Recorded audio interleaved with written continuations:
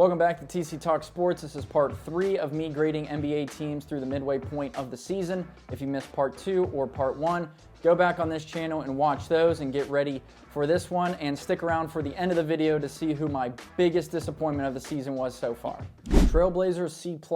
I don't know about this one. I think they're probably, I'll go C-. I mean, expectation-wise, nobody thought they would be good this year. Donovan Clingan has been pretty good for them so far, mostly coming off of the bench, shot blocking ability, a really good rebounder so far. Scoot Henderson, who 1 week into the year was not playing well, and a lot of people were writing him off, saying he's having a sophomore slump. I figured he would have a good season this year alongside with DeAndre Ayton, Shaedon Sharpe back from injury. Anthony Simons has had his up and down so far this year. So I'm going to go C- for the Trailblazers. They got Denny in the offseason with a trade. Point differential, they're ranked 29th. He can see them improving with Henderson. He's shooting 43% from 3. He's not really a big three-point shooter, but if he develops that into his game, he's going to be a really good player. Donovan Clingan, he wants to see him finish the season strong. Obviously, they're in a rebuild stage right now. I just don't think it's been too good of a season for the Blazers. They've had a couple good wins, but a lot of losses, so I'll give them a C- opposed to his C+.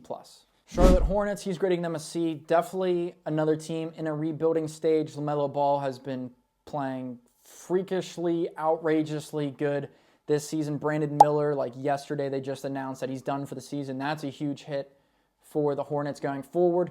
But what they've done up to this point, I think they've been a better team from last year. Trey Mann, who I said would have a good year, an underrated player in the league. Casual NBA fans saw that at the beginning of the year. He's now down with an injury. Mark Williams has been playing really well, so I'm going to agree with a C grade for the Charlotte Hornets so far this year. A couple years in the future, if they keep LaMelo Ball, Miles Bridges, Mark Williams, Brandon Miller, I think they're going to be a pretty solid team. But as of right now, I think they're pretty much at where everyone thought they would be. Chicago Bulls, grading them a C. They've been an interesting team so far this season. I thought they got worse in the offseason. Right now, I can see them making a push for the play-in tournament. I'm not so confident even saying that up to this point. I think a C is appropriate, so I'm going to agree with the C on this one. I mean, they have some good players, but I don't want to see them trade Kobe White, but I could see them maybe shopping around Zach LaVine as we're 2 weeks away from the trade deadline. But, I mean, they got rid of DeMar DeRozan. I think that just immediately made them worse. Matas Bazulis coming off the bench for the Bulls. They drafted him in the first round.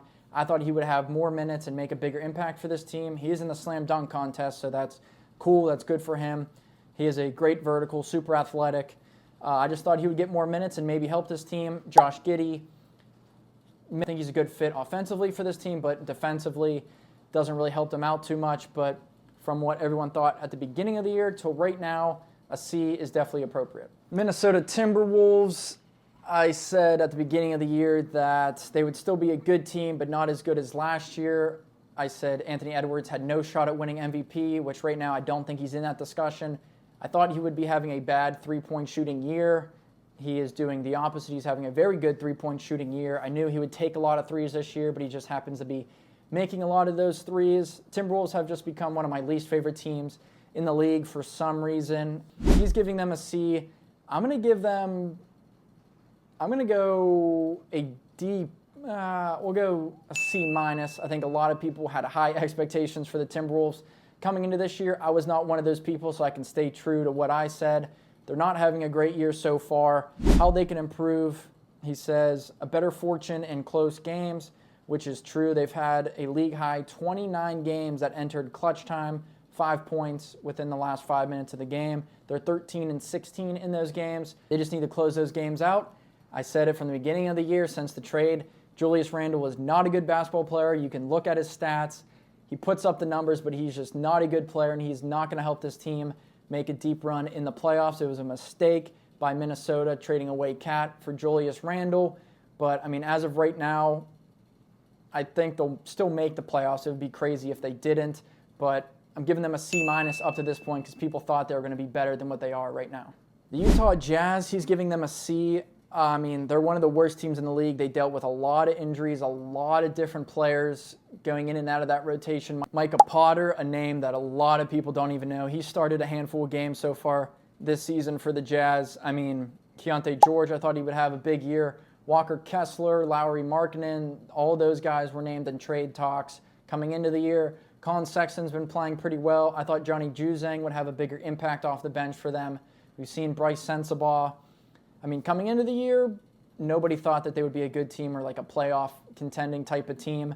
But, I mean, they're just not playing well right now. I'm also going to give them a C- opposed to his C. They definitely one of the most obvious teams going through a rebuild phase.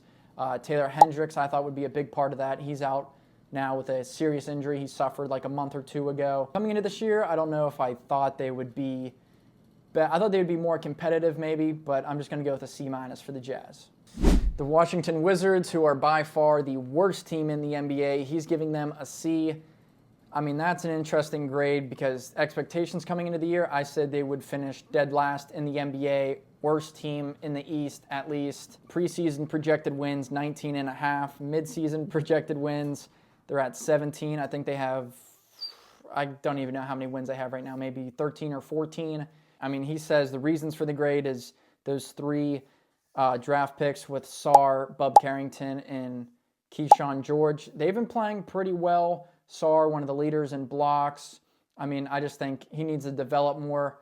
Carrington, I think, has been playing pretty well at times this year. Keyshawn George, I think, was kind of a stretch in this draft, but he's definitely super athletic, a lot of upside. So I think those three guys going into the future, they could possibly have good NBA careers. I don't see Sarr shaping out to be a good NBA player, but we'll just have to wait and see.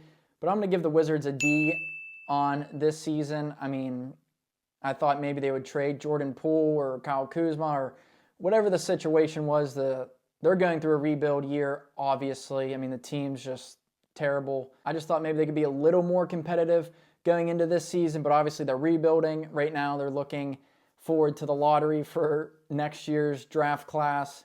But I'm just going to give them a D because they suck. Golden State Warriors, he gave them a C-. At the beginning of the year, they were in first, I think, at some point in the West, and they have just slowly declined. Steph Curry is the Western Conference All-Star point guard starter. He's had some weird games where he scored like 9 points, 10 points, which we very rarely see out of Steph Curry. Buddy Hield was on such a hot streak to start the year that everyone thought he was turning into the next Klay Thompson in his prime, and those runs with the Warriors, he has since gone way down. Andrew Wiggins has been playing well. I mean, this team has a deep bench. Steve Kerr plays like 13, 14 guys every night, makes them nearly impossible to bet on, and I still do sometimes for whatever reason. A C- I think is appropriate. I still think they have the talent to make a push for the playoffs this season, but coming into the year, I didn't think they would be that good. Obviously, losing Klay Thompson, Draymond Green getting up there in age. They don't have a whole lot of talent, like pure talent off the bench. They have some guys that have come in and played well. Kuminga's down with an injury right now. They got Dennis Schroeder, who I thought would help this team a little bit. Right now they're just slumping, but I think C- is appropriate just from the way people were thinking about them coming into this year. Milwaukee Bucks, a C-. This one's interesting to me because to start the year, my expectations for them, I didn't think they would be too good this season. They started off the season horribly, like only the 76ers and the Wizards were worse, in my opinion, to start off the season. But they have gotten back on a little bit of a hot streak. Giannis playing like an MVP. He definitely has his name in there for the MVP conversation. They won the NBA Cup, beat who I think the best team in the league is right now in the Oklahoma City Thunder. I just think they need other guys around Giannis to step up. Dame almost had a triple-double last night at the recording of this video, but I just don't think they can win a championship or make a deep playoff run with Chris Middleton. He's always injured. Taurean Prince. I thought Gary Trent Jr. was a good addition. He had like 6 threes last night as well, but I just think they need more. He gave them a C-. I'm going to give them a C I'll go C+ for this midseason grade because coming into the year wasn't too high on the Bucks, but they definitely have been playing a lot better, and at this point right now I think they deserve a C+. Toronto Raptors, he's giving them a C- in my preview coming into this year. I didn't think they would be too good of a team, but they have a good roster with Jakob Poeltl, Manuel Quickly, Scotty Barnes, and R.J. Barrett. Davion Mitchell I thought would have a good year. They drafted Jamal Shead, Jacoby Walter. Grady Dick's been up and down so far this season. C-.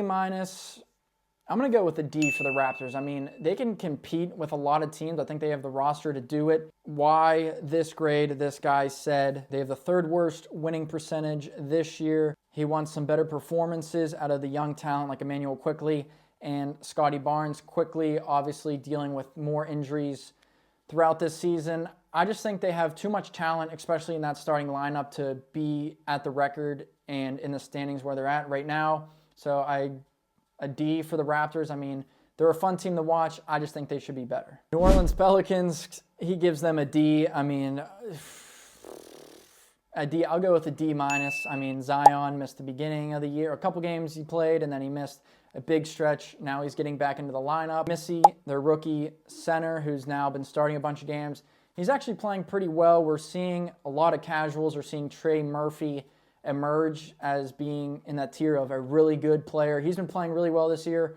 Brandon Ingram, I don't think he'll be a Pelican at the end of this year, but he's been out a very long time with injuries. I mean, this team, they had 12 guys hurt at one point, and they lost a lot of games. How they can improve, he says, explore a Brandon Ingram trade, get some lottery picks or some sort of draft picks for them. I mean, they're just an absolute disaster of a team right now. I'd go as far as saying the laughingstock of the NBA because they have so much talent and they're just still so bad. Phoenix Suns, he's going D-. Preseason projected wins, they were at 49.5. Now they're down to 40. Coming in, I thought this, I said it in my preview and I look like such an idiot, but I thought this team had a chance of making a run to the NBA championship. I think I predicted them to be second or third in the West at the end of the season. I mean, they're paying a lot of money to a lot of guys. I thought the Tyus Jones pickup was one of the best of the offseason. I thought he would come in and kind of calm the team down and really run the offense. But I mean, Kevin Durant, Devin Booker, Tyus Jones, Bradley Beal, will probably be gone. Yusuf Nurkic is gone. He's one of the worst centers in the league. I thought he was decent coming into this year, and he's had such a bad year this year. I'm giving them an F. He gave them a D-. I'll give them an F-. There's so much talent on that team, and they have so much depth coming off the bench. Monte Morris, Royce O'Neal, Grayson Allen, who's proved to really be a sharpshooter from outside. Oso Iguodaro, their draft pick. Ryan Dunn's been playing well this season. He started a bunch of games for them. I don't know what the hell has gone wrong with the Phoenix Suns, but they're an F-. They've been the biggest disappointment this season for me. Now down to his F grade section. The only team is the Philadelphia 76ers, giving them a hard F. Coming into the year, obviously with the big three of Paul George, Tyrese Maxey, and Joel Embiid. Preseason projected wins over under 49.5. Now they're at 34. They're one of the worst teams in the league right now. All three of those guys have been dealing with a lot of injuries throughout the season. Embiid, my least favorite player, I think, in the history of the NBA. Every single day, not on the injury report. He's out with injury. He's playing tonight, but he's on a minutes restriction. He's not playing in back-to-backs for the rest of his career, whatever. This team is just a disaster. The Suns, I can say the laughingstock. I take back what I said about the Pelicans. The Suns are the laughingstock of the Western Conference. The Sixers, definitely the laughingstock of the Eastern Conference. I mean, I grade the Wizards higher than them just based off of mid-season grades of what they've done so far. I hope they don't make the playoffs. I hope this team just explodes and Joel Embiid never has his name in there for MVP ever again. It has just been such a terrible season for the 76ers so far this year, and honestly, it's been so laughable. There you have it, the mid-season grades for the NBA, all 30 teams up to this point so far. I disagreed with this guy on a couple things, but I did find myself agreeing with a lot of things. He made some good points in there. I think it's definitely been an interesting NBA season. Pistons, I think, around the league. Wasn't a surprise for me, but they get an A+ so far. The Suns, an F- have been super disappointing, but it's definitely fun to dig in and see what this guy thought about all the teams so far up to this midway point. Thank you for watching. Like, share, and subscribe. You know what to do. Go Pistons. They get an A+ through the first 40-some games so far this season. They're going to make the playoffs. Cade Cunningham should be an all-star starter. He should have his name in there for MVP talks. What a season we've had so far. Can't wait to see who ends up in the playoffs and winning the championship. Thank you for watching. I hope you enjoyed all 3 parts of me grading these NBA teams. If you missed part 1 or part 2, go back on this channel and watch those. Let me know in the comments what you thought about my grades, the dude from ESPN's grades, or what you would grade these teams yourself. And of course, like, share, subscribe, you know what to do. Some of these teams got some good grades, some got some bad grades. All I know is this channel is an A+, so you definitely want to subscribe. You don't want to miss out on any content I post. Happy birthday, Merry Christmas, Happy Easter, whatever it is. Hope you enjoyed this little 3-part series.